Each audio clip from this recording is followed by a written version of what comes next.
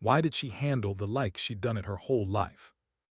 That's the question that stopped Commander Jake Mitchell cold on a quiet Tuesday morning.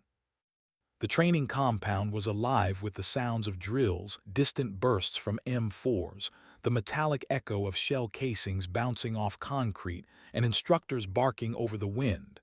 But Range 7 was different. Quieter, slower. Every movement there felt deliberate. Mitchell paused halfway down the gravel path, boots crunching beneath him, watching a young soldier at the far end of the range. The sun cut sharp angles across the valley, and in that light she looked almost weightless beside the monstrous rifle resting on its bipod, the M82A1, the beast that bruised shoulders and humbled egos. Most soldiers flinched after the first shot. She didn't. Her frame was compact, her stance textbook perfect. Shoulders aligned, cheek weld steady, trigger finger curved just enough to whisper control instead of tension. Through his binoculars, Mitchell watched her breathing, slow, measured, deliberate. She wasn't shooting for qualification.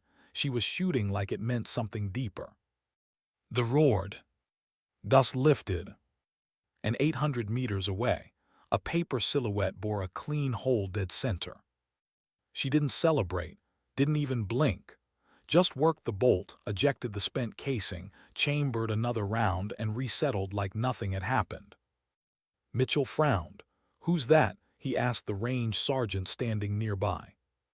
"New transfer, sir. Sarah arrived from Fort yesterday.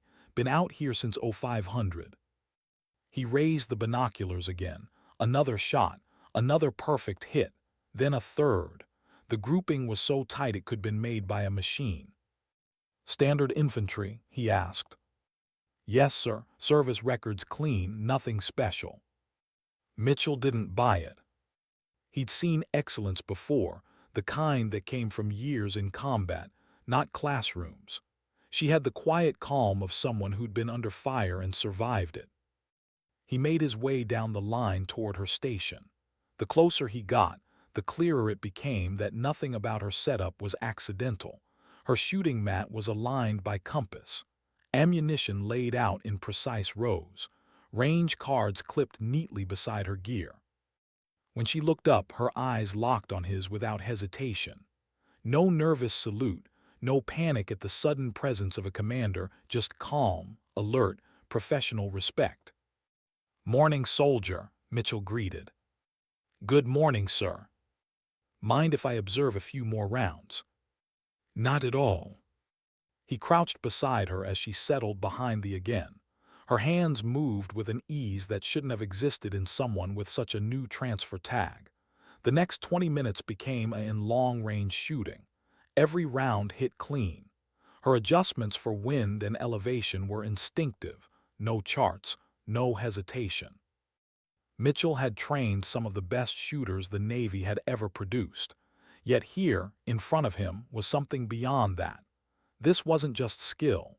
It was intuition born of repetition in places where a mistake cost lives. When she finished, he picked up her scorecard. Perfect, not a single deviation. "Impressive," he said, handing it back. "Thank you, sir. Where'd you learn to handle a like that?" For the first time, she hesitated. Barely, but Mitchell caught it. Her eyes flicked away, just long enough to betray a memory she didn't want to revisit. "Various assignments, sir. You pick things up." "Right," he nodded slowly. "Various assignments." She resumed cleaning the weapon with the same calm precision. The spent cartridges lined up in perfect symmetry beside her. Mitchell lingered for another moment, then turned away, but his curiosity had already latched onto her name like a trigger reset. Back in his office that afternoon, he opened her file. Infantry Specialist, 1 tour in Afghanistan, commendations standard service record, but halfway down the report something stood out, a 6-month classified assignment. No details, no location, just a date range. Mitchell leaned back, tapping the folder against his knee. Classified. For an infantry specialist. That didn't happen unless something big or ugly had gone down. He scrolled through the digital record again and found what he was looking for: a bronze star with V device for valor. Citation: extraordinary actions under hostile fire during extraction operations, Helmand Province. The rest was redacted. He picked up the secure phone. Colonel Hayes. The line clicked twice before a familiar voice answered. Jake, it's been a while. Too long, Pat, I need a favor. Who's the soldier? She asked immediately. He smiled faintly. You always were too sharp. Name, Sarah, transfer from. She's shooting like she invented the .50. Silence, then Hayes's tone changed, lower, cautious. What do you want to know? Everything you can tell me about that classified assignment. Jake, she paused. Sarah was attached to a counter-sniper program under Joint Special Operations. That's all I can say over the phone. Counter-sniper, his pulse quickened. She hunted the ones hunting us, Hayes said quietly. She was good, too good. The kind of good that comes with a price. Don't dig too deep, Jake, not unless you have to. He stared at the muted reflection of his face in the office window, the sunset spilling across the compound. Yeah, he muttered, that's what I'm afraid of. He hung up and sat there for a long time, the hum of the air conditioner filling the silence. He'd known plenty of exceptional soldiers, but the best ones always carried ghosts. The next morning, he decided to see what those ghosts looked like under pressure. The advanced range stretched across a valley by years of live fire exercises, wind flags fluttering, targets placed at impossible distances. It was the kind of course that broke egos and tested patience. He arrived early, setting up the observation scopes himself. When Sarah showed up half an hour later, she greeted him with a nod and began her ritual. Mat down, bipod leveled, scope adjusted by millimeters, ammunition lined like chess pieces. Morning, sir, she said. Morning, thought we'd make things interesting today. He gestured toward the long-range setup, targets from 800 to 1200 meters, wind shifting across the valley. Looks challenging, she replied. Good, Mitchell said, that's the point. What followed was less an exercise and more a revelation. One by one, she engaged targets at ranges that made seasoned snipers miss by feet. Her timing, her corrections, flawless. When he knelt beside her between strings, he asked, Your wind calls are perfect. How are you reading it? Sarah pointed, eyes never leaving the scope. Dust patterns, grass movement, insects. The wind tells stories if you listen long enough. You sound like someone who's done this for real. She gave a faint, tired smile. You could say that, sir. Later, when he mentioned forming an advanced marksman program, she looked up sharply. For a fraction of a second, her composure cracked, and behind it, he saw the truth. Hunger. Not ambition, not pride, but the quiet yearning of someone who missed purpose. I'd be honored to participate, she said softly. That night, as Mitchell logged the day's results, he paused at her name again. Sarah, transfer, infantry, quiet, yet every instinct screamed she was something more. He didn't know then how right he was, or that soon her skill would be tested in ways that would haunt them both.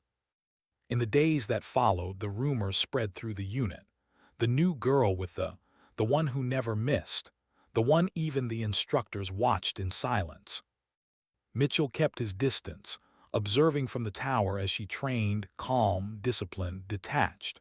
There was no arrogance in her, just a stillness that felt unnatural in a world built on noise. He thought back to Hayes's warning.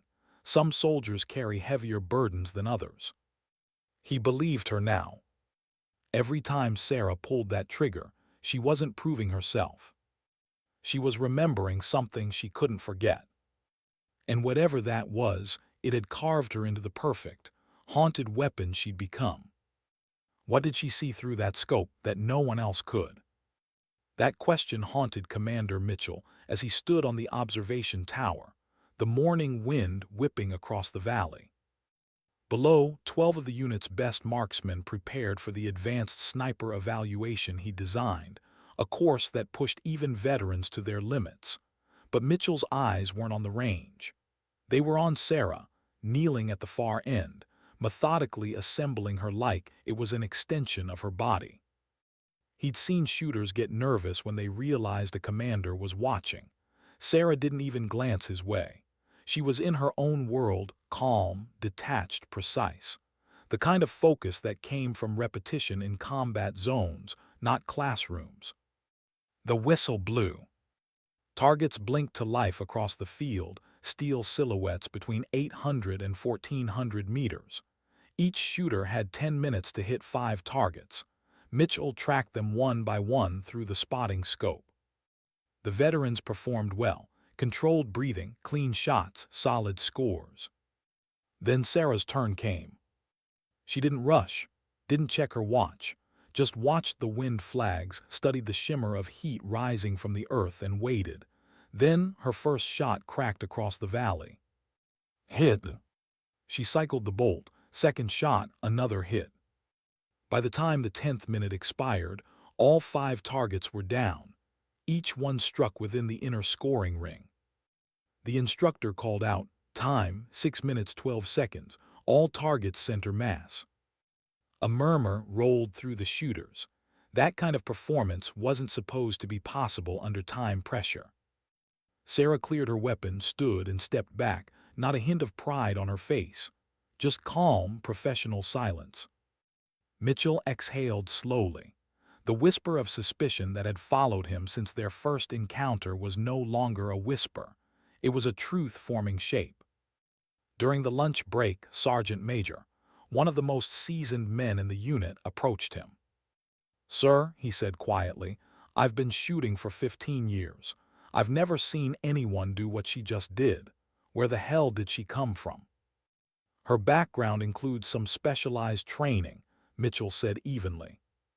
Frowned, "Sir, that wasn't training, that was experience."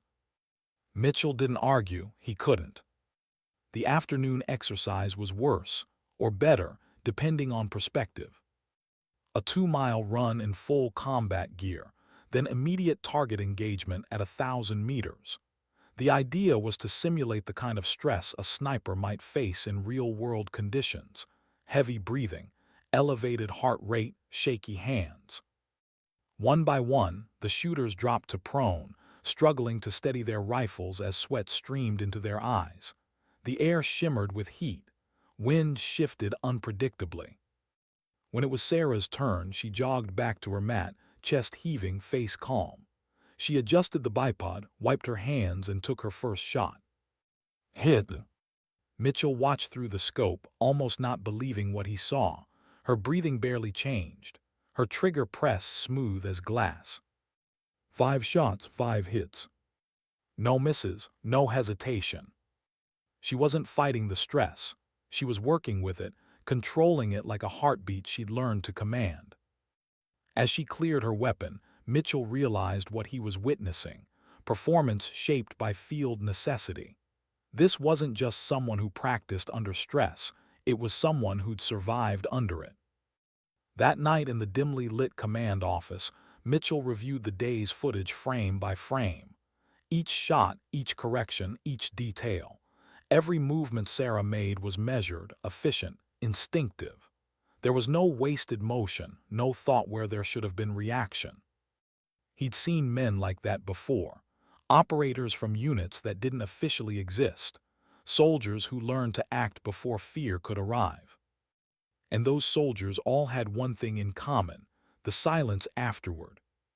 He leaned back in his chair and rubbed his eyes. He couldn't stop thinking about Hayes's warning: don't dig too deep. Some soldiers carry heavier burdens than others. But Mitchell was a SEAL, and SEALs didn't stop at half-truths. The next morning, he designed a new test, something that would push even Sarah beyond the limit of routine perfection. At dawn, the valley was shrouded in fog. The range was silent except for the faint clink of gear being unpacked. Mitchell had extended the course. Targets now stretched to 1,800 meters, nearly at the edge of the effective range. When Sarah arrived, she studied the setup with quiet curiosity. New parameters, sir. He nodded. Longer range, variable winds. Let's see how far you can really push it. She smiled faintly. Yes, sir. Mitchell watched from the tower as each shooter took their turn. At this distance, even small errors became catastrophic. Bullets veered wide, some not even touching the steel. Frustration rippled through the group. Then it was Sarah's turn. She lay down, adjusted her cheek rest, and scanned the valley. The wind was shifting, cross currents at low altitude, thermal lift near the target zone. The kind of conditions that made long-range precision nearly impossible. But Sarah didn't hesitate. She took a deep breath, made a few silent calculations, adjusted her scope, and squeezed the trigger.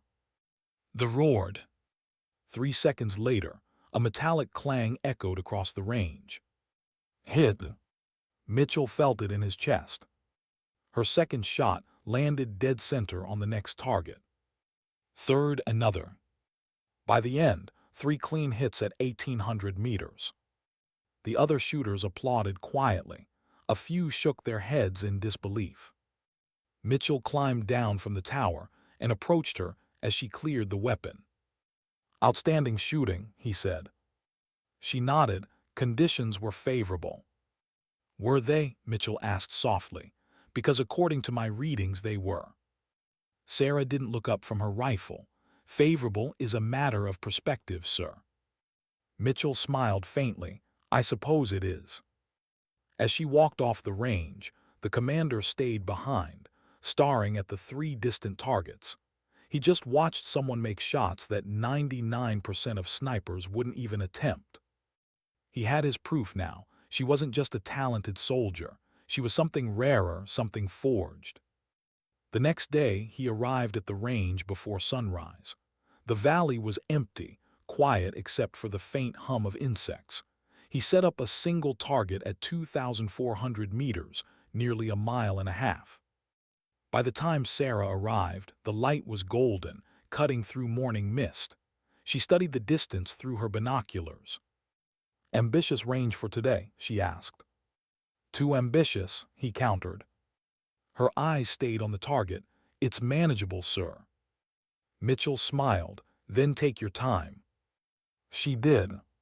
For nearly 10 minutes, she studied the valley, taking readings, adjusting her dope, and watching the shifting air currents. The other shooters gathered quietly behind her. They knew they were about to witness something different. When she finally took the shot, this report thundered through the air. The echo seemed to go on forever. 4 seconds later, the metallic crack of impact reached their ears. Hit. Confirmed, center mass. The range instructor actually swore under his breath. Mitchell lowered his binoculars. Sarah was already ejecting the casing, calm as ever. How many times have you made shots like that? He asked quietly. She hesitated longer this time. A few times, sir, under operational conditions. What kind of conditions? Counter-sniper. She met his gaze now, and there was something there, not pride, not fear, but memory. Sometimes you engage at whatever distance you can get acquisition. Mitchell felt it click. Everything. Her calm, her perfection, her silence. He took a slow breath. What's your longest confirmed kill? The question hung between them, suspended like smoke. She didn't answer at first, then finally quietly. 3,247 meters, sir. The range fell silent. Even the wind seemed to stop. Mitchell blinked. That's over 2 miles. Yes, sir. Helmand Province. She nodded. Taliban sniper. He'd been targeting medevac helicopters. I had one window before he repositioned. Waited 6 hours for the right wind. 6 hours. Had 30 seconds to take the shot. Mitchell just stood there, stunned. He'd read about long-range legends, names whispered through training halls, but standing in front of one was different. It wasn't the record that hit him hardest. It was the way she said it, flat, factual, no pride, no emotion. Because to her it wasn't a story, it was a scar. That evening back in his office, Mitchell stared at the mission file on his desk, the one marked Top Secret, Operation Horizon. He'd been assembling a team for weeks, but one slot remained unfilled. Now he knew who belonged there. He called her in the next morning. "Sarah," he said as she entered, "close the door." She did. Mitchell looked at her for a long time, then slid a folder across the desk. Inside were satellite photos, a compound tucked deep in mountainous terrain. This operation's classified at the highest level. A captured CIA operative, 6 months in hostile territory. We're going in for an extraction. She studied the photos in silence. "You'll need Overwatch. That's where you come in. Range is around 2,800 meters. You'll have minimal prep time, variable winds, steep elevation. I need precision, not guesswork." She didn't answer immediately, just stared at the images, her mind already solving problems he hadn't voiced yet. Finally, she said quietly, "If I agree, I do it my way. My pace, my judgment." "Agreed." She looked up, "Then I'm in."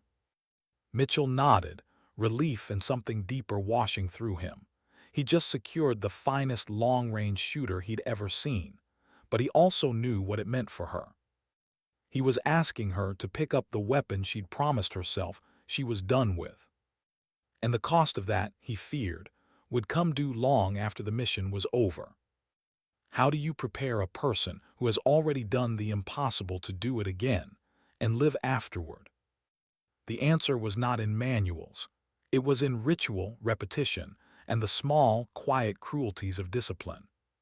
For Sarah, preparation looked like going backward into the exact motions that had once saved lives and now threatened to claim pieces of herself.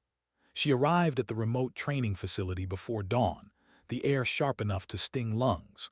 The lay across her lap like a second heartbeat. Around her, the world woke slowly, instructors setting up, logistics arranging targets, radios chirping at a low, professional frequency. But she felt alone, as if every sound belonged to a memory she had promised to keep buried. Commander Mitchell had given her 2 weeks of individual preparation and 1 week of integration with the assault team. She treated those 14 days as if they were sacred appointments with a fate she could postpone but not avoid. Each morning she ran the same checklist: clean the barrel, weigh rounds, line up cartridges by, inspect the bipod, adjust the cheek rest by millimeters. She checked the optic until the reticle sat like a second eyelid. Muscle memory, she told herself. Precision as prayer. On the 3rd morning, after a brittle sunrise, Mitchell walked the range and found her doing something he hadn't expected. She was practicing patience. Not the empty patience you teach recruits, the bored waiting for the next command. This was patience as study. She positioned a white flag at 1,000 meters and sat like a statue for 2 hours, binoculars cupped in both hands, watching grass blades, dust, a fly crawling across a weathered rock, every tiny signal the world gave about movement and wind. He watched her from a distance and realized she was listening for a window of time where the atmosphere would line up with her calculations. It wasn't about habit. It was about respect for a moment that, in the past, had lasted less than a minute but decided whether someone lived or died. "Why the long watch?" Mitchell asked, stepping up beside her without announcement. He didn't need to because she already knew he was there. She had been watching for other things for so long that surprise had become a small, meaningless thing. "Wind reads change," she said simply. "You can feel when they make patterns. If you jump at the first breeze, you'll pray for the second one." Her voice was gravel and currency. "I'll take the second." Mitchell let his gaze travel over the valley. This training would not just test her technique. It would test whether she could still carry the thing she was good at without letting it carry her. He had read enough debriefs and counseled enough men to know what winning sometimes cost. He'd seen heroes hollowed out by their own capabilities, their moral sense worn thin by the calculus of survival. He did not want that for Sarah, but he had a mission to run and a man to bring home. The training unfolded like a slow burn. Days were dedicated to equipment checks, to meteorology lessons that blurred into intuition, to zeroing the at extreme distances with ammunition she'd personally vetted. She spent hours testing different batches of rounds, measuring ogive profiles, comparing velocity spreads until the numbers looked like a map only she could read. She practiced in heat and in cold. She practiced under simulated stress, a forced 2-mile run in full kit, a rapid firefight followed by the sterile, immediate demand to make a single, flawless shot. Each simulation was a contraction of everything she'd done before: the breath held, the tiny touch of the finger on the trigger, the patience that made killing an arithmetic instead of a panic. But the harder work was inside. It arrived in the quiet between drills when the training lights dimmed and only the reclaimed silence remained. She would sit on the hood of a Humvee, the rifle across her knees like a confession, and stare at nothing. Sometimes she would talk to Mitchell as if the mission were a case study. Other nights she would hand him the blankness and say simply, "I'm ready," and leave him to interpret the cost. He tried to ask the right questions, not about every kill, not about horror. Those things she already believed did not need retelling. He asked about practicalities, the technical distance, elevation, timing, the logistical pieces that would help the team survive. But sometimes in his voice he let humanity slip in. "How do you come back from a shot like that?" he asked once, after watching her hit a target at nearly 3,000 meters in practice. "Come back," she echoed. The word was a hinge. "You don't. You just learn to live beside it. You fold it into the other parts of your day. You answer letters, you clean your rifle, you drink bad coffee. You don't let it be the only thing you are." "And does it ever stop being the thing that defines you?" Mitchell asked, because he feared the answer. Her silence gave him the truth without words. She could live beside it, but the thing itself would always be there, a thin, honest scar. Their conversations were not confessions so much as calibrations. He needed to understand what would make her abort a shot, what would make her give up the trigger in favor of uncertainty. She told him once, in a sentence that landed like a small stone on still water, "If there's any chance a round will hit someone we don't want dead, I stop.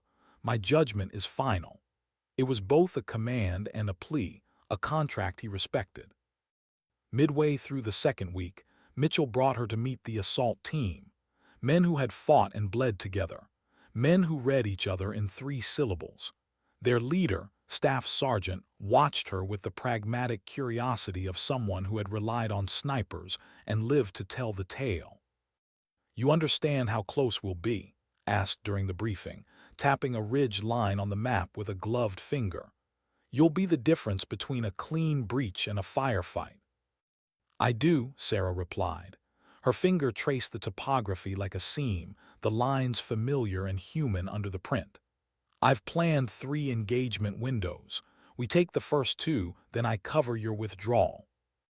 "No heroic gambles," said not unkindly. "If you say abort, we abort." "You make my life easier," she said, and it wasn't bravado. It was an acknowledgement of the fragile choreography that would need to hold when the real noise began. The integration drills were where personalities met punch cards and forged the kind of trust that didn't need speeches. They rehearsed radio traffic until the cadence was muscle. They practiced breaches with Sarah calling target priorities over the comms, clean, sober, and precise. "Tower 1, Tower 2, roving sentry on approach." She timed each engagement to allow the assault team to move under suppression or silence. There were words they never said out loud: the fear of a misstep, the image of a blacker night where their plan failed. But in the range's geometric silence, they built confidence.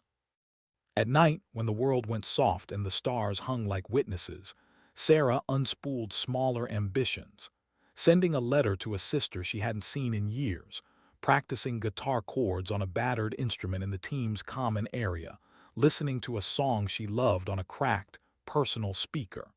These tiny rebellions against the instrument she had become mattered. They held the shape of a life she had not surrendered. Yet there were moments when the old habits returned with a force that frightened her. During a simulated extraction under time pressure with smoke and shouted commands, she found herself focusing on a silhouette moving at a distance, the shape of a man turning, and the reflex to get a bead on his chest flushed through her like adrenaline. She squeezed the trigger in practice. The recoil felt familiar and sterile. Her hands didn't tremble. Afterward, she stared at her palms as if they belonged to someone else. "Did you see it?" she asked Mitchell afterward, voice small in the evening's afterglow. "Yes," he said. "You saw exactly what you needed to see." "How do you not become that?" she asked finally. The question was thin and naked. Mitchell had no scripture for that. He had only a truth he'd learned the hard way. You give people a way back before you ask them to go forward. He promised her two things he could keep: that this mission would be a single job, compartmentalized and quiet on paper, and that her authority to abort would remain absolute. That last promise meant more than paperwork. It meant he trusted her judgment at the edge where calculation met conscience. The week before deployment, Sarah requested an unusual rehearsal: the maximum range stress test with real fatigue, simulated environmental shifts, and the added pressure of a timed extraction.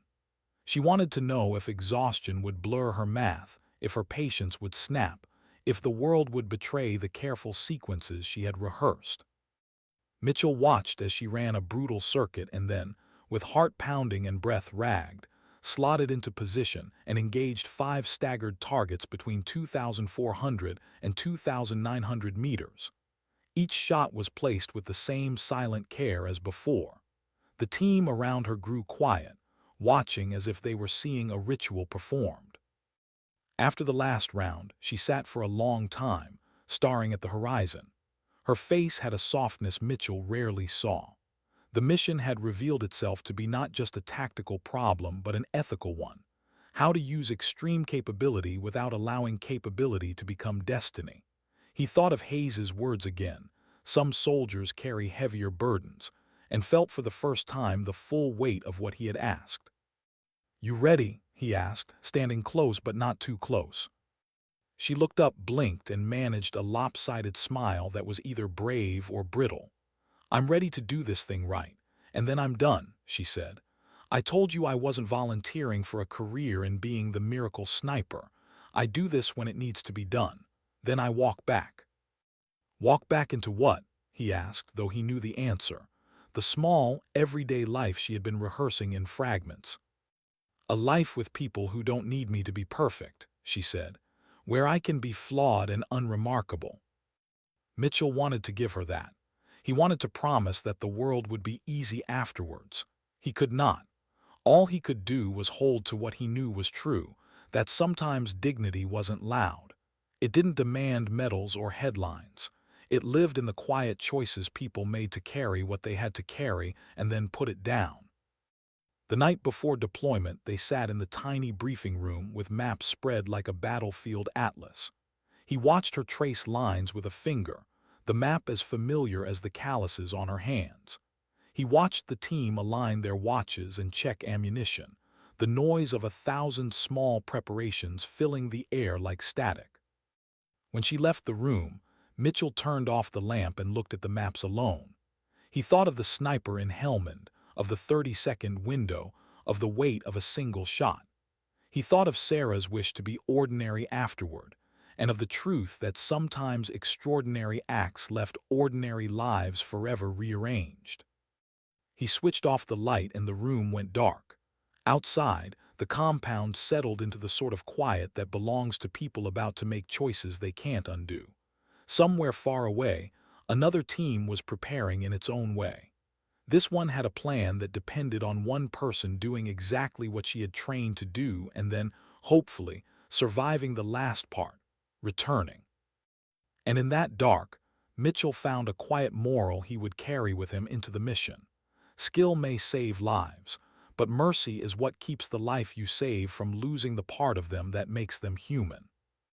Why did the world always go so quiet before a mission like this? The helicopters hadn't even lifted yet, but already Sarah could feel that strange stillness, the one that hung between anticipation and fear. It wasn't silence, it was breath held by an entire team. The kind of pause that happens before history divides itself into before and after. They were inside the staging hangar, surrounded by blacked-out Humvees and gear pallets marked with stencils no one would ever publicly acknowledge. Commander Mitchell stood near the operations table, reviewing the last of the mission maps. His voice was low, steady, deliberate, the sound of someone who had rehearsed leadership so long it had become second nature. Extraction window opens at 0400. No secondary window, he said. Weather's holding. Variable winds, clear visibility, minimal moonlight. Exactly what we hoped for. Sarah sat on a steel crate that stretched across her knees like an old conversation she couldn't stop revisiting. She ran a patch down the barrel, the ritual calming her. The rest of the team, 4 men, lean and quiet, moved around her in a practiced rhythm. Equipment checks, ammunition counts, radio tests whispered through static, every motion precise, no wasted words. The assault team leader crouched beside her, helmet under one arm. You get any sleep? An hour, maybe less, Sarah said. That's about one more than the rest of us, he said with a dry grin. She looked up at him. We make it back, you owe me coffee that isn't government issue. Deal, said, then softer, we'll get him home. She nodded, but neither of them said the rest, that they might not all make it back, that this kind of operation didn't forgive mistakes, even the small ones. The air outside was freezing when they stepped onto the tarmac. The night pressed down heavy and endless, stars sharp as glass. The pair of Black Hawks crouched like dark beasts waiting to be unleashed. Mitchell did the final walk-through, quiet, personal, unceremonious. He checked hands, eyes, faces. No speeches. Just the small, grounding contact of a commander counting his people one more time. When he reached Sarah, he paused. You good? I'm steady, she said. Remember, he told her quietly, no one's expecting miracles, just clarity. Clarity I can do, she replied. Then the rotors thundered to life, slicing the night apart. 12 kilometers to target. They flew blacked out and low, hugging the terrain.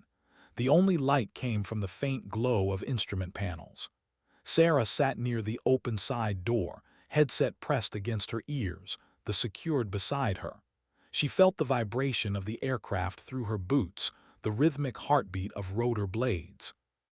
Mitchell leaned toward her. Weather's holding, he said through the comms. Winds out of the west, 2 knots. Should give you a clean shot corridor once we hit the ridge. She gave a thumbs up, though her mind was already shifting into calculation, temperature, humidity, drop rate, mirage distortion. The math was second nature now, like the pulse beneath her glove. When the pilot's voice came over the intercom, 2 minutes to drop zone, Sarah's breathing slowed to something steady and detached. Time compressed. Thought became sequence. The helicopter banked hard, descending into the shadow of a rocky slope. The terrain below was a broken ocean of ridges and valleys, perfect for cover, hell for communication. Go, go, go, Mitchell ordered. Boots hit dirt, dust rose, the helicopter lifted back into darkness. The assault team began their silent advance toward the compound, moving through the cold mountain wind with the precision of ghosts. Sarah broke off, following a parallel path up toward the Overwatch position. Her pack weighed nearly as much as she did, loaded with the spare ammo, rangefinder, and communication rig. Each step crunched over loose rock that sounded far too loud in the vast silence. She reached her perch an hour before dawn, a narrow outcropping of stone with a commanding view of the valley below. From here, the enemy compound looked like a toy fortress, angular, distant, surrounded by jagged cliffs. She took her time setting up, bipod extended, rifle leveled, scope aligned. Her breath fogged the air. She checked her laser rangefinder, 2,847 meters to the primary target zone. Overwatch in position, she whispered into her radio, clear on compound. Copy, Overwatch's voice came back. Assault team approaching final position, stand by for target confirmation. Sarah rested her cheek against the stock and stared through the scope. The compound was coming to life. Guards changing shifts. shadows moving along the walls. She counted 5 active sentries, 2 elevated, 3 on patrol. 5 variables, she thought, 5 chances for failure. "Command, I've got 5 tangos visible," she reported softly. 2 towers, 3 roving. Recommend I take the eastern tower first. "Copy," came Mitchell's voice. "You're cleared to engage on your discretion." She took one last slow breath, the kind that carried weight. Through her scope, the world narrowed to a man in a guard tower sipping tea from a tin mug. He leaned against the railing, bored, scanning the horizon he believed would never reach out and touch him. The shot was clean. Air temperature low, wind direction steady, humidity 42%. She adjusted elevation by a 1/4 mil dot, let her breath fall away, and squeezed the trigger. The cracked like thunder, rolling across the valley. 3 seconds later, the man in the tower folded, a single clean motion, as if the mountain itself had plucked him from existence. "Target 1 down," she said softly. No celebration, no relief, just acknowledgement. She was already moving to the second target, another guard tower, a sentry turning to light a cigarette. Second shot, another thunderclap. He fell before the lighter hit the floor. 2 down, she reported. Approach corridor clear. "Copy, Overwatch," replied, advancing. Through her scope, Sarah watched the 4 men slip from the shadows, moving with purpose along the dry riverbed that led toward the compound. They looked impossibly small from here, tiny movements beneath her gaze. It was a strange feeling, guiding people from so far away. The intimacy of distance. Then motion, 3 more guards spilling out from a side structure, weapons raised, scanning toward the direction of the shots. "Contact, 3 additional tangos moving to reinforce north perimeter," Sarah whispered. "Engaging." The first roving guard darted behind a concrete wall, leaving only a shoulder exposed. Sarah waited, patience her oldest ally. When he leaned out, she fired. The impact was instant. Second guard dropped a heartbeat later. The third tried to flee across open ground, and her round caught him mid-stride. "Threats neutralized," she said. Below's voice came through the radio, tense but calm. "Overwatch, we're at the compound perimeter, breaching now." She could hear muffled explosions, small, controlled, professional. Through the scope she tracked muzzle flashes, brief bursts of light inside the compound walls. "Overwatch, keep eyes on the ridge road. If reinforcements move, call it." "Copy." Her world shrank again, crosshairs, heartbeat, horizon. 10 minutes later's voice broke through. "Package located, hostage alive, beginning extraction." A long breath escaped her lungs she hadn't realized she'd been holding. "Copy," she said. "Clear route north, no enemy movement." The assault team emerged moments later, dragging a figure between them. The hostage, weak but alive. Sarah followed them through her scope, scanning for threats. Every shadow looked like movement, every gust of wind like a whisper of danger. Then motion, far edge of the compound, 2 pickup trucks speeding down the ridge road. "Command, we've got vehicles approaching fast, 2 clicks out," she reported. "Can you engage?" Mitchell asked. "Affirmative." She dialed her scope, recalculated the drop for moving targets. The trucks bounced across uneven ground, headlights flicking. She fired once, missed, adjusted windage, fired again. The lead truck exploded in a bloom of orange. Second vehicle swerved, slowed, she fired again. The engine block burst. "Both vehicles disabled," she said, voice steady though her pulse hammered in her throat. "Copy, Overwatch. Extraction team moving to LZ." The radio went quiet except for the rhythmic sound of boots pounding dirt, and the helicopter's distant whine returning. Sarah held her position until the sound of the rotors was deafening, until she saw the team and the hostage vanish into the night sky. Only then did she allow herself to breathe. Her hands trembled not from fear, but from release. Every nerve that had been stretched tight finally exhaled. "Outstanding work, Overwatch." His voice crackled through the comms as the helicopter climbed. "Couldn't have done it without you." She didn't answer right away. She was staring through her scope at the distant compound, smoke rising from the ruined trucks, the bodies still and small against the earth. Then quietly, "Copy that, Sergeant." She broke down her rifle in silence. Each click, each movement a deliberate act of ending. She packed the back into its case, slung it over her shoulder, and began the long, lonely walk down the mountain toward the point. Hours later, aboard the helicopter heading home, she sat by the window, helmet off, wind tugging at her hair. The others were laughing softly, exhausted, relieved. Mitchell looked across at her. "Hell of a job." She nodded. "He's alive, that's what matters." "That's all that ever matters," he said. But Sarah wasn't looking at him. Her gaze was fixed on the fatting mountains outside, where the first light of morning touched the snow peaks gold. She thought of the 5 silhouettes she'd erased from the world in the name of saving one man. She thought of the silence that followed each shot, the kind that no amount of distance could dilute. Clapped her on the shoulder. "You ever think about writing a book?" She managed a small smile. "About what?" "About being the best shot any of us have ever seen." She shook her head. "That's not the kind of story I want to tell." When they landed at base, the world felt too loud. The floodlights, the shouts, the celebration of a successful extraction, all of it blurred. Mitchell pulled her aside into his office, closed the door, and set down a file marked after-action report. "You saved lives today, Sarah," he said quietly. "That's what you need to remember." She stared at the floor. "And the ones I did." Mitchell hesitated. "That's not on you." "Isn't it?" she asked softly. "They were mine too for a second, they just didn't know it." He had no answer for that.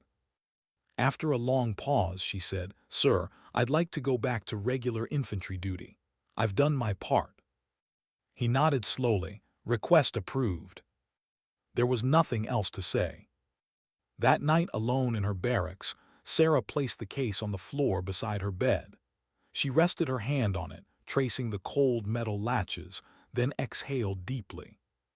She thought of Helmand, of 6 hours in the dust waiting for wind to shift, of a shot that changed her life, and of this night, 5 more ghosts added to her silence.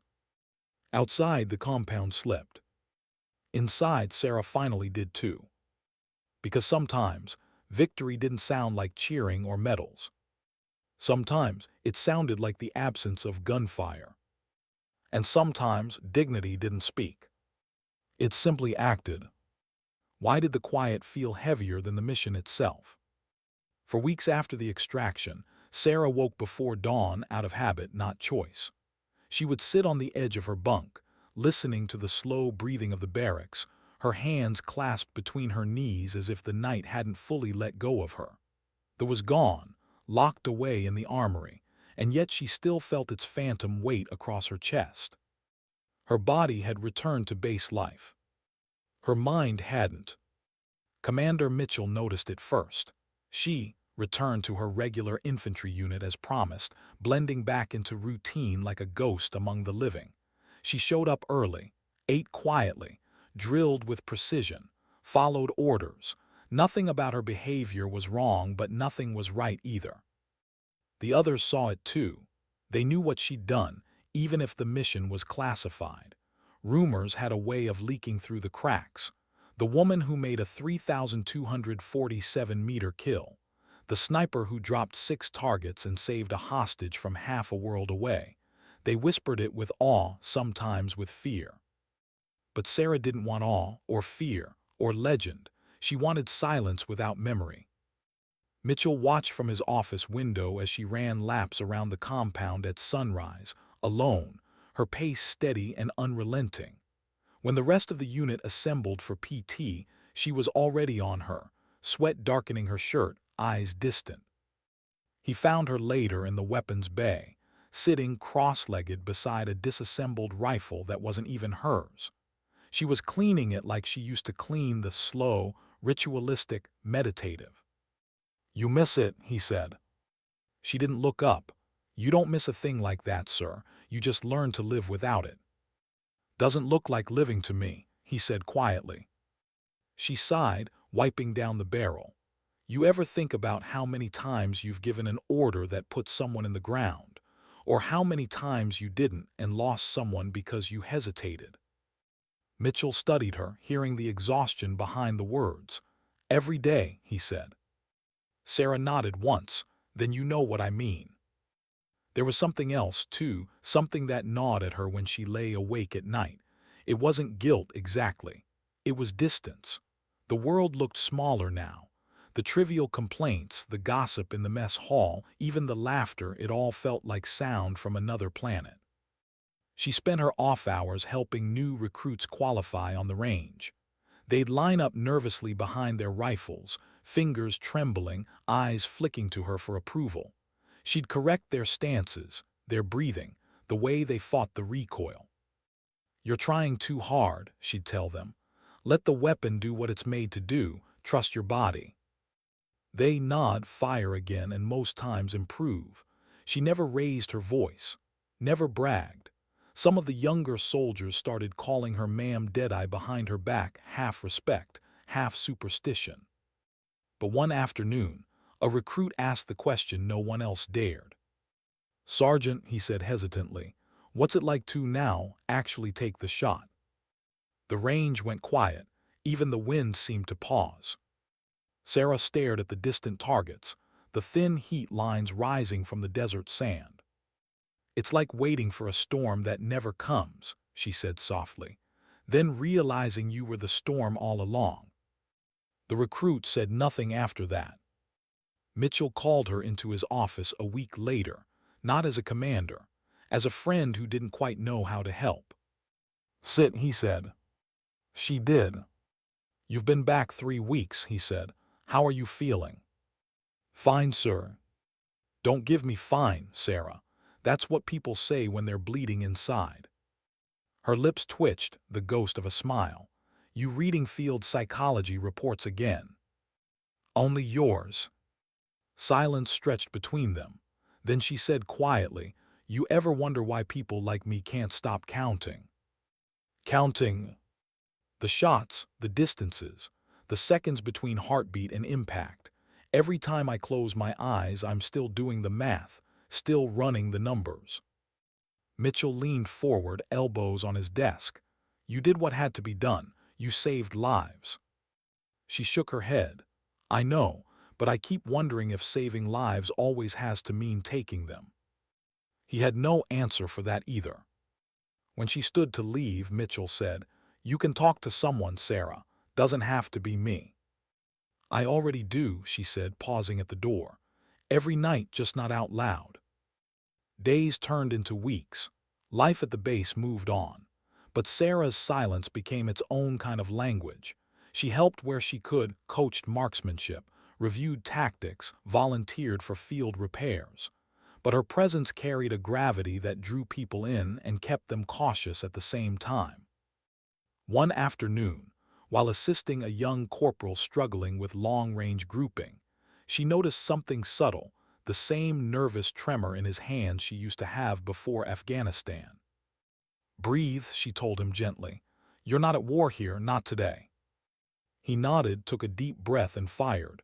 The shot hit center mass. He smiled, relieved. Sarah smiled too, but it didn't reach her eyes. When he left, she stood alone at the range, watching the paper targets sway in the wind. For a moment, she imagined the silhouettes were breathing. Then she packed up and walked away. Mitchell, meanwhile, had been approached by higher command. Word of Sarah's mission had reached people who weren't supposed to know. They wanted her for another operation, covert, long-range support again. He shut it down immediately. "She's not your weapon to borrow," he told them over the encrypted line. "She's done her part." The voice on the other end was clinical. "Her skill set is rare, Commander. It's not about wanting her. It's about needing her." "She's not a tool," Mitchell snapped. "She's a soldier." He ended the call and sat there, fists clenched. He'd seen this before, the military's quiet hunger for talent it couldn't replace. They'd take until there was nothing left. Not this time, he thought, not her. That evening he found her sitting outside the barracks, boots unlaced, watching the sunset bleed across the sky. The light turned everything gold, even the scars on her knuckles. "You ever think about getting out?" he asked. "Every day," she said. "Then I remember there's nowhere else that makes sense." "Maybe that's the problem." She tilted her head, studying him. "You think I'm broken, don't you?" "I think you're tired," he said, "and I think you've earned the right to be." She looked back at the horizon. "The thing about long shots," she said softly, "is you never see the faces. Maybe that's why they haunt you, because your mind fills in what your eyes can't." Mitchell stayed silent. Some truths didn't need replies. When the sun disappeared behind she stood and dusted off her pants. "Thank you, sir," she said simply. "For what?" "For seeing me as a person, not a legend." Weeks later, a commendation letter arrived from a faceless office somewhere in Washington. It praised her exemplary marksmanship and service under classified conditions. There was talk of promotion. Sarah never opened it. She tucked it inside her footlocker, beneath a folded uniform she no longer wore off-duty. Her life became smaller by choice, simpler. She taught shooting, mentored recruits, took long runs at dawn. She was rebuilding something, not her career but her peace. Sometimes at night, she'd take out an old notebook and write, not reports, not data, just thoughts. Pages of words no one would read. "I learned that silence isn't peace. It's just the absence of noise. Peace comes when you can look through a scope and finally see the horizon again, not the target." She'd close the notebook, set it beside her bunk, and stare out the window until sleep took her. One morning, Mitchell found a folded note on his desk. "Sir, requesting reassignment to training division. I want to help others shoot better, not farther. Respectfully, S." He smiled faintly as he read it. There was strength in those words, not the kind born from battle, but the kind that comes from knowing when to step away. He approved it without hesitation. As he signed the form, he thought of the first day he'd seen her, the quiet soldier behind the .50, standing alone on range 7, calm and unshakable. Back then, he'd seen skill. Now he saw something far greater. Courage. The courage to stop. That evening, as Sarah walked the empty range one last time before her transfer, she paused at the firing line. The air was still, the targets untouched. She closed her eyes and listened. The echo of old shots lived somewhere in her bones, a rhythm she'd carry forever. But tonight, it did ache. It just existed. She whispered something only the wind could hear.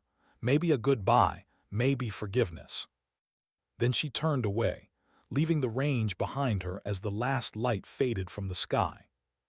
Because sometimes, the bravest thing a soldier can do isn't pull the trigger. It's learn how to walk away from it. Why did peace feel like something she had to earn twice?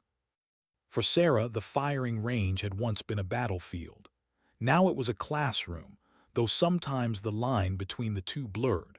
The metallic scent of oil and brass, the crisp snap of distant rifles, the shouted commands, they all carried echoes of another life. Her reassignment to the training division had been approved quietly, no ceremony.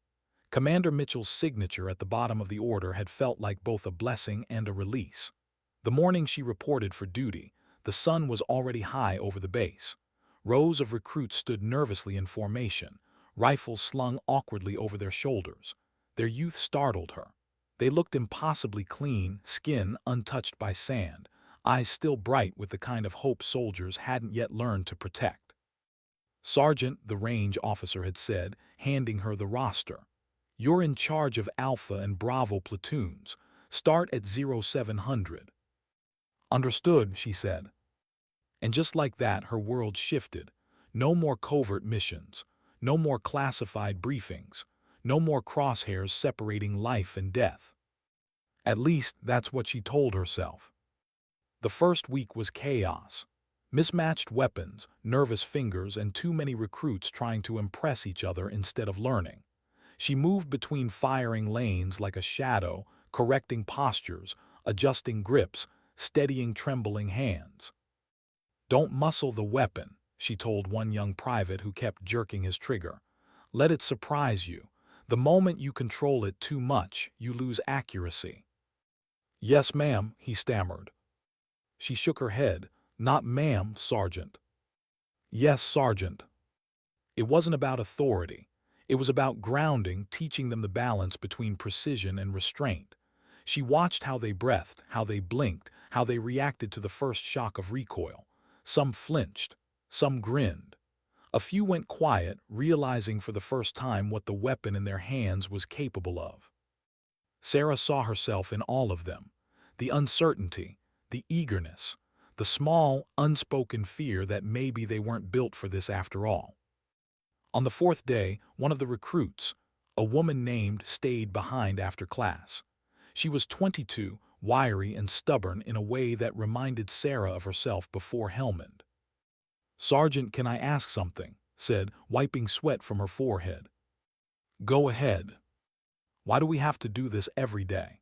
Same drills, same breath control, same trigger squeeze. It's like we're training to shoot ghosts." Sarah paused, then crouched beside her. "That's exactly what you're doing," she said. "You're training for something that might never happen, but if it does, you won't have time to think. You'll move the way you've practiced, and that can be the difference between walking away or being carried." Frowned. "Have you ever now had to?" Sarah met her eyes. "Yes."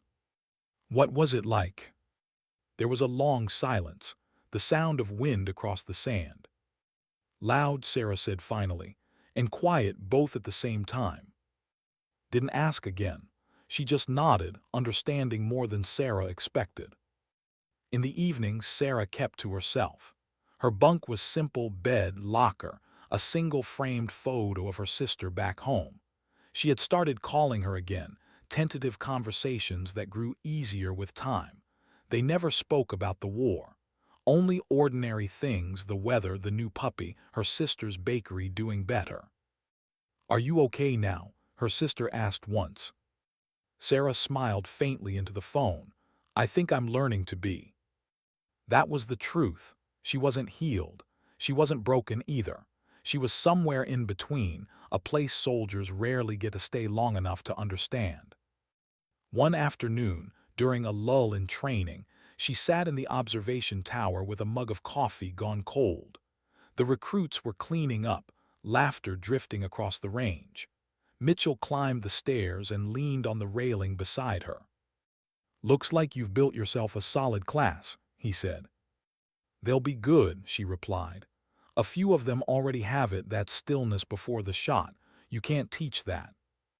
"You can teach what to do with it," he said. Sarah nodded, looking out at the trainees packing their rifles. "They remind me how it felt to still believe that skill alone could protect you."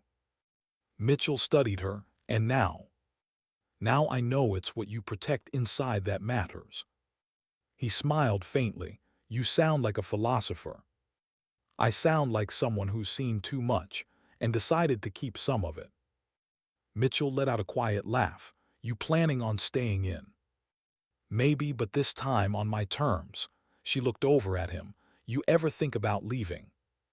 "Every time I sign a condolence letter," he said softly. "But somebody has to stay and make sure people like you don't get forgotten." The wind moved between them, carrying old ghosts away. Months passed. Sarah's reputation as an instructor grew. Recruits respected her, not for her legend, most didn't even know it, but for the calm precision she carried. She treated every lesson like it mattered because it did. Then one morning, an officer from command arrived unannounced. His uniform was too clean, his handshake too rehearsed. "Sergeant," he said, "your record's impressive. We're assembling an advanced long-range unit, instructors and marksmen. Voluntary assignment." Sarah stared at him for a long time. "No, sir," she said finally. "I've done my share of long-range work." He frowned. "It's for homeland defense, not combat. You'd be an asset." "I'm already where I need to be." He hesitated, then gave a tight nod. "Understood." As he walked away, Mitchell appeared in the doorway, arms crossed. "You handled that better than I would." "I don't owe anyone my peace," she said simply. "Keep saying that," he told her. "One day you'll believe it." That night Sarah stayed late on the range. The stars stretched endlessly above her, reflected faintly on the rifle barrels laid out on the tables.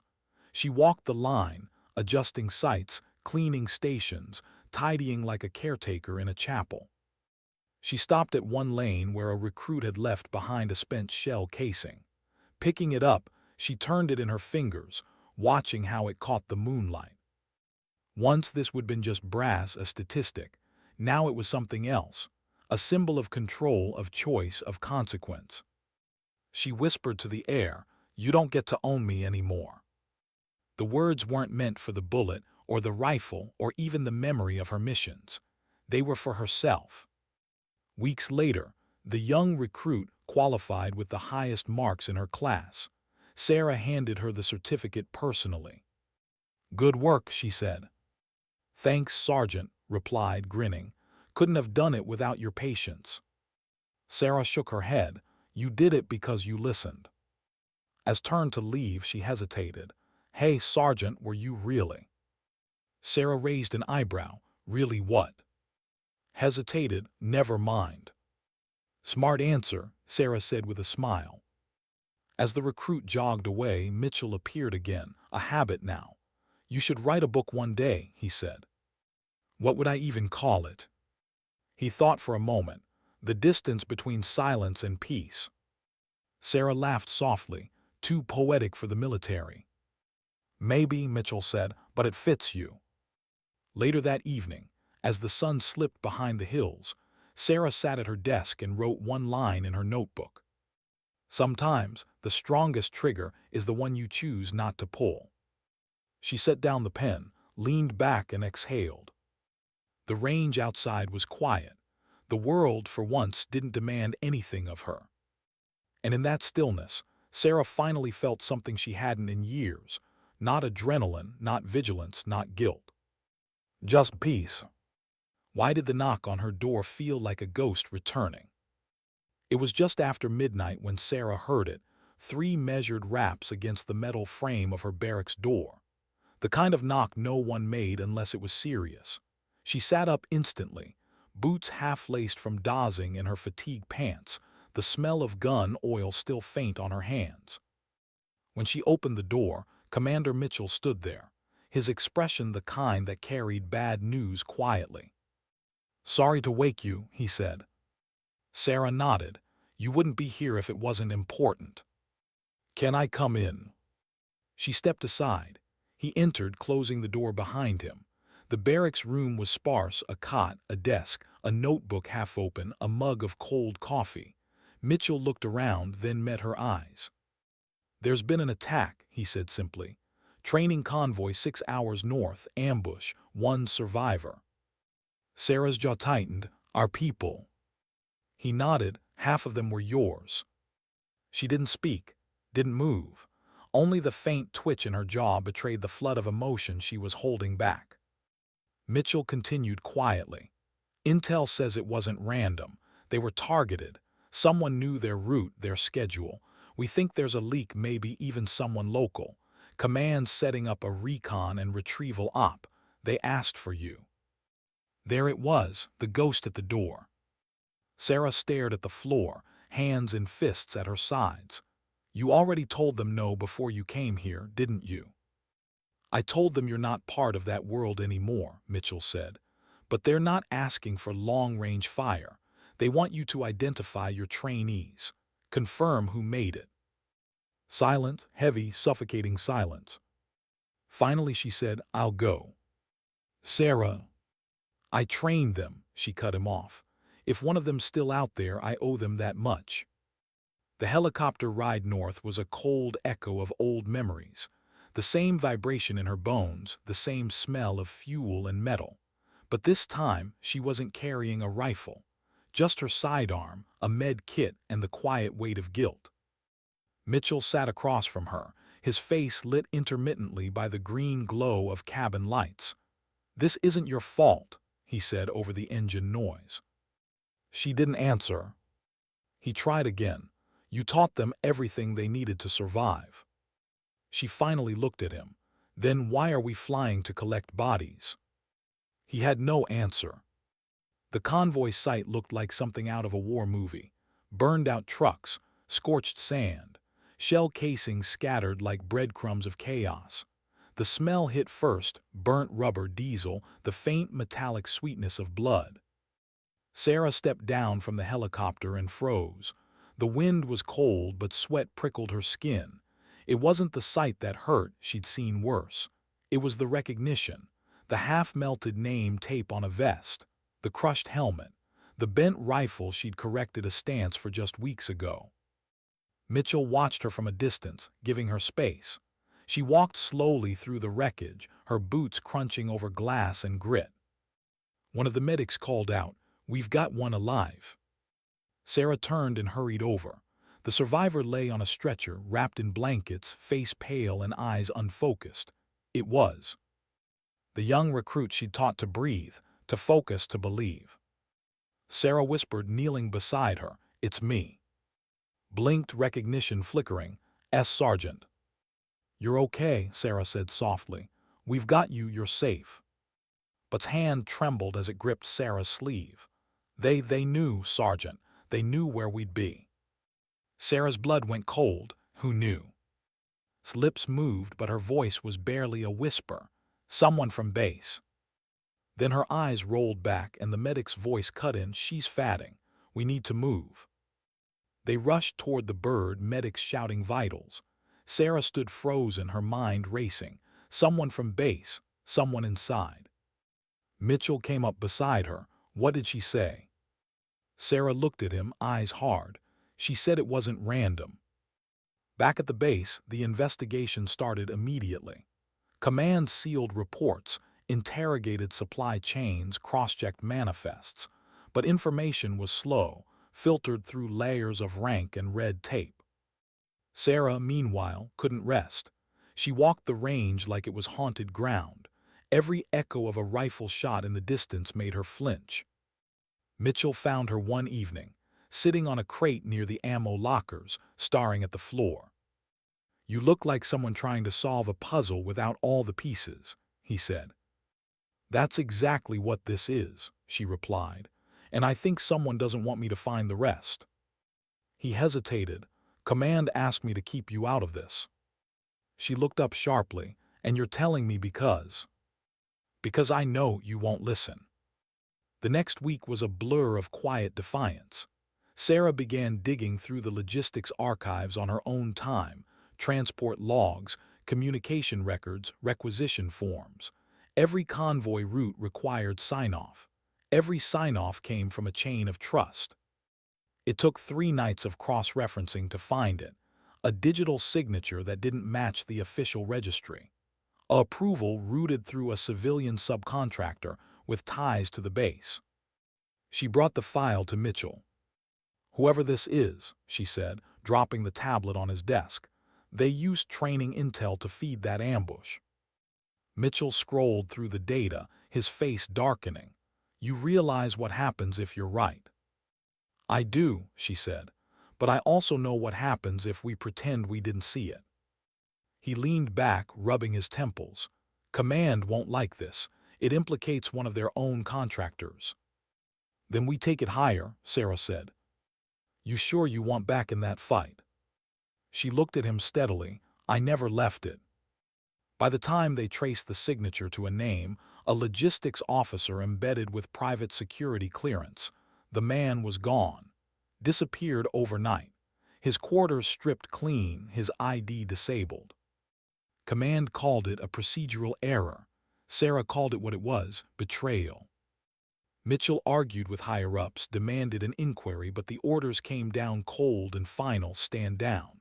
Classified matter, not your concern. Sarah didn't stand down. She tracked the officer's movements through back channels, messages left in unsecured comms, supply requisitions that didn't add up.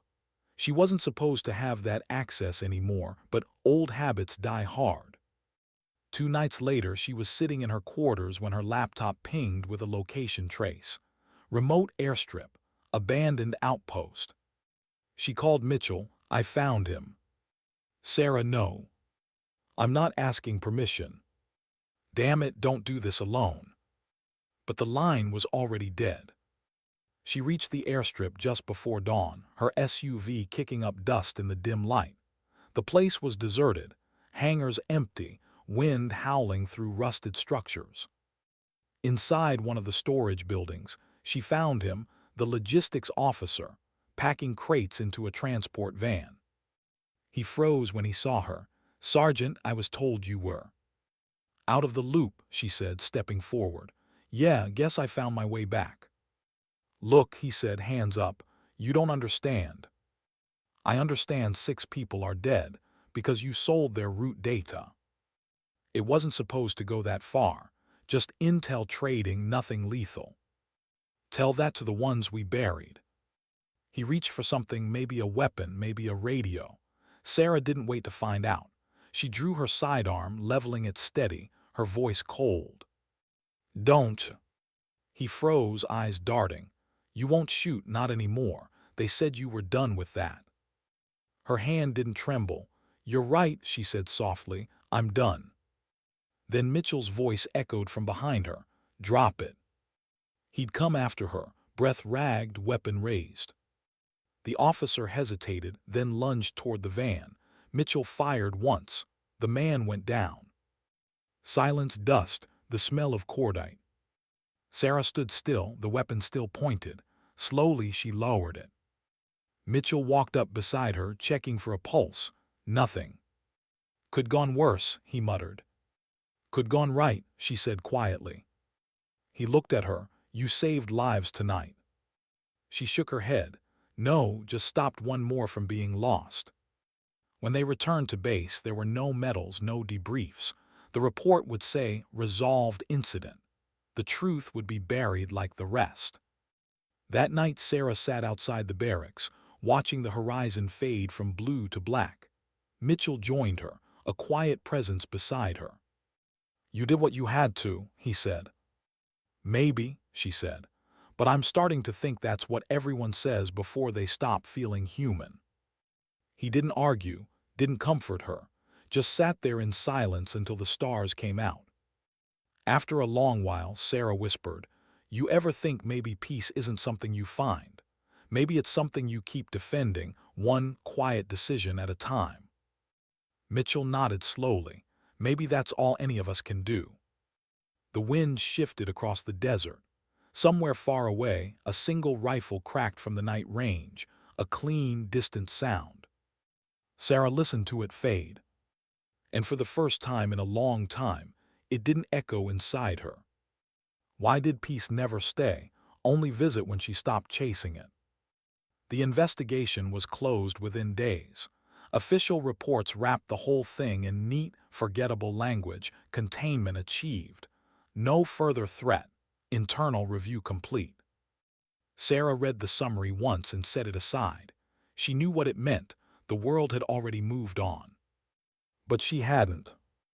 The names of the 6 soldiers lost in that ambush, her recruits, were carved into the memorial wall by the base entrance. Every morning for a week, Sarah found herself standing there, tracing the letters with her fingertips, whispering each name under her breath. His name was there too, though she'd lived long enough to tell the truth before dying of her wounds 2 days later. Sarah hadn't gone to the service. She couldn't. She'd been out in the desert that day, walking the alone, her boots stirring dust into the wind. Guilt wasn't what she felt anymore. It was something quieter, heavier, like carrying the weight of a promise she'd kept too late. She could have left the military then. No one would blame her. She had commendations, offers from private security firms, even an open invitation from a defense contractor. But she stayed. Not for the medals, not for Mitchell. For them. the recruits who'd never get another sunrise. So when command reassigned her to Fort Aberdeen's Advanced Marksmanship School, she accepted, not as redemption but as responsibility. Fort Aberdeen was a different kind of place, older, quieter, the kind of base where the air smelled like rain and rust. Her new quarters overlooked a lake where fog settled each morning like a soft blanket. Her students were raw recruits this time. They were experienced shooters, sent to refine what they already knew. But even among them, Sarah's presence commanded respect. Not because of her record, few knew the details, but because of how she carried herself. Calm, steady, like a mountain that had already weathered the storm. During the first week of instruction, she found herself saying something she hadn't expected. "Every bullet you fire carries your name," she told them, walking down the line of prone shooters. "Make sure you're proud of where it lands." They didn't understand at first, but they would someday. Mitchell called one evening. The time zone difference crackled faintly over the connection. "Heard you're teaching philosophy now," he said, amusement in his voice. She smiled. "Maybe it's the only kind of weapon left that does less harm." "You thinking about retiring soon?" "I thought about it," she said. "But then I think if I leave, who teaches them what it costs?" He was quiet for a moment. Then, "You ever regret saying yes back then?"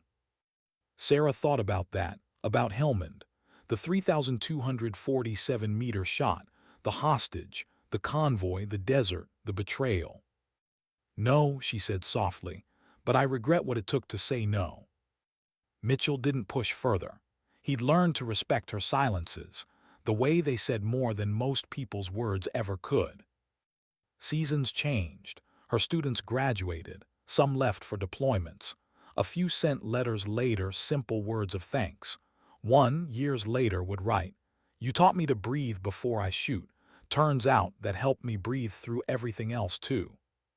That one she kept, folded neatly in her notebook between the pages of old field notes. It was on a cold February morning that Sarah finally visited grave. The cemetery was small, tucked behind a ridge that caught the first sunlight. She brought no flowers, only a simple token, a spent brass casing from her teaching range, polished clean. She placed it beside the stone and knelt. "You were brave," she whispered, "braver than I ever told you." The wind answered softly through the grass. Sarah closed her eyes. "I used to think being a sniper meant seeing farther than anyone else, but maybe it just meant carrying farther. You carry the shot, the silence, the cost. You carry it until it doesn't hurt anymore, and then you carry it still." Her hand lingered on the cold stone. "You're free now. I'll try to be too." Back at the base, spring arrived early. The range thawed. The lake shimmered in the distance. One afternoon, Sarah sat under a tree near the firing line, watching her students clean their rifles after a long session. They laughed, argued, threw rags at each other. Life normal. She smiled without realizing it. When the last student left, she remained there, the faint smell of gunpowder still in the air. She thought about her journey from Hellman's dust to this quiet green field and felt something she hadn't in years. Not triumph, not relief, just stillness. The sound of boots on gravel drew her attention. Mitchell was walking up the path, older now, the creases deeper, but his stride the same. "You really can't stay retired, can you?" she said, smiling. "I heard there's a legend teaching kids how not to miss," he replied. "They miss all the time," she said. "That's how they learn." He sat down beside her, looking out over the lake. "You look lighter." "I stopped counting," she said simply. He nodded, understanding. They sat in silence for a while, the kind that didn't demand words. Birds skimmed over the water. A light breeze stirred the grass. Somewhere in the distance, a single shot cracked, clean, precise, followed by the faint cheer of a trainee hitting a target. Sarah closed her eyes and listened. "Sounds like progress," Mitchell said. "Sounds like peace," she whispered. As the sun dipped behind the hills, she stood, brushing dust from her fatigues. You know, she said, I used to think peace meant walking away from what broke me, but maybe it just means learning how to hold it without letting it own me. Mitchell rose, smiling faintly. You always did have the last word. She looked toward the horizon, golden light on calm water. Not the last, she said, just the right one. They walked together toward the barracks as the day folded into twilight. The range behind them fell silent again, but it wasn't the silence of war or loss. It was the silence of understanding, the kind that follows when a story finally reaches its truth. And for Sarah, that truth was simple. Sometimes survival isn't about the shot you take. It's about the life you build after it. Because dignity doesn't speak. It simply acts.